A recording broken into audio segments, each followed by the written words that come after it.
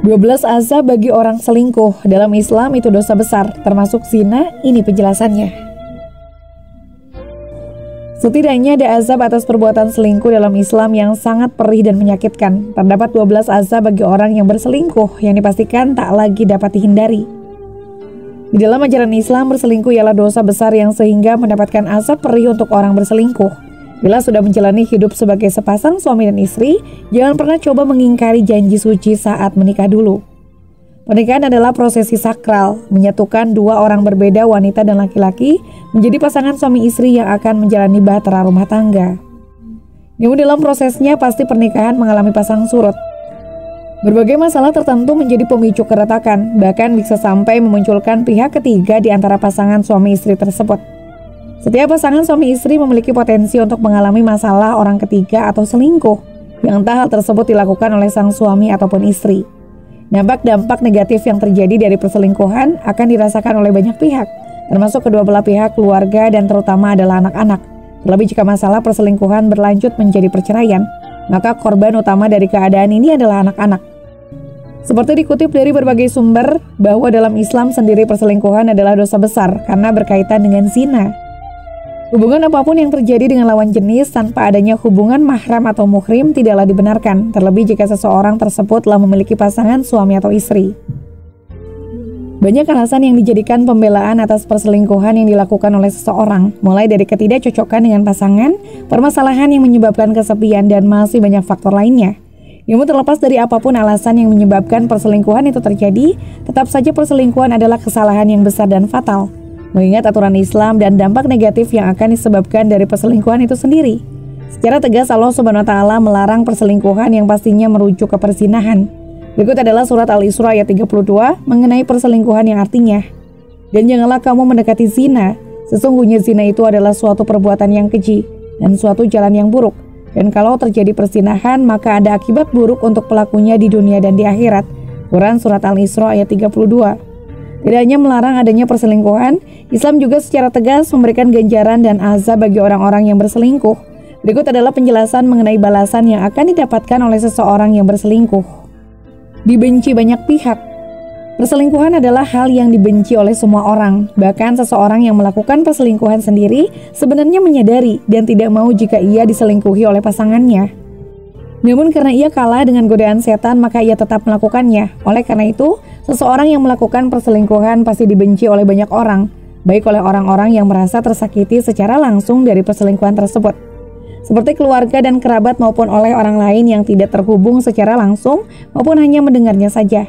Tentunya dibenci banyak orang tidaklah menyenangkan. Perasaan tidak punya teman dan dijauhi oleh banyak orang merupakan penderitaan tersendiri bagi manusia yang merupakan makhluk sosial dan membutuhkan orang lain untuk berinteraksi dalam kehidupan sehari-harinya. Ditinggalkan pasangan. Perceraian dan perpisahan adalah kemungkinan terbesar yang diakibatkan oleh hadirnya orang ketiga dalam suatu hubungan. Ketika salah satu pasangan tidak dapat menerima pengkhianatan dari pasangannya, maka perpisahan adalah salah satu jalan agar tidak dikhianati dan disakiti lagi hatinya. Tersiksa rasa bersalah. Seperti yang telah dibahas pada poin sebelumnya, bahwa perselingkuhan sebenarnya telah disadari sebagai kesalahan dan kejahatan oleh para pelakunya. Oleh karena itu, orang yang melakukan perselingkuhan akan merasa tersiksa dan tertekan dalam menjalani kehidupannya, karena rasa bersalah dan rasa benci terhadap kesalahan yang ia lakukan sendiri. Dipandang rendah. Nilai-nilai dan norma tata krama yang berlaku dalam masyarakat sangat bertentangan dengan perselingkuhan. Oleh karena itu, masyarakat akan cenderung memandang rendah pada orang-orang yang melakukan perselingkuhan dan mengkhianati pasangannya. Hidup tidak tenang. Dengan rasa bersalah dan pandangan rendah dari masyarakat tentunya akan membuat hidup seseorang menjadi resah dan tidak tenang. Seakan yang dilakukan selalu salah dan seakan menjadi seseorang yang sangat bersalah, bahkan tidak pantas mendapatkan kebahagiaan karena telah merusak kebahagiaan orang lain. Terlebih jika hubungan perselingkuhannya belum diketahui dan harus sembunyi-sembunyi saat harus bertemu atau berkomunikasi dengan pasangan selingkuhannya karena takut ketahuan oleh keluarga masing-masing. Dijauhi oleh orang dicintai. Karena selingkuh menyakiti hati banyak orang, terutama orang-orang yang kita cintai karena rasa kecewa yang mereka rasakan.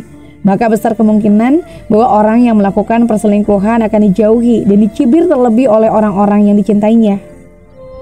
Orang-orang yang mencintai dan dicintai oleh kita tentunya menginginkan kebahagiaan dan kebaikan untuk kehidupan kita. Namun ketika kita melakukan kesalahan terhadap perselingkuhan, maka mereka akan merasa sangat kecewa dan malu, sehingga secara perlahan mereka akan menjauh. Tertular penyakit seksual. Perselingkuhan memiliki kecenderungan untuk melakukan perzinahan mulai dari zina mata hingga persetubuhan. Hal ini sangat beresiko terhadap penularan penyakit seksual karena seringnya bergonta-ganti pasangan tanpa adanya ikatan sah di dalamnya. Banyak penyakit yang bisa ditularkan dari hubungan perselingkuhan ini seperti klamidia, sifilis, herpes, bahkan HIV atau AIDS. Tidak dipercaya. Selingkuh adalah pengkhianatan besar yang tak hanya menyakiti hati orang yang kita sayangi, akan tetapi juga menyebabkan trauma tersendiri baik bagi pasangannya maupun bagi keluarga atau kerabat lain yang juga turut merasa tersakiti.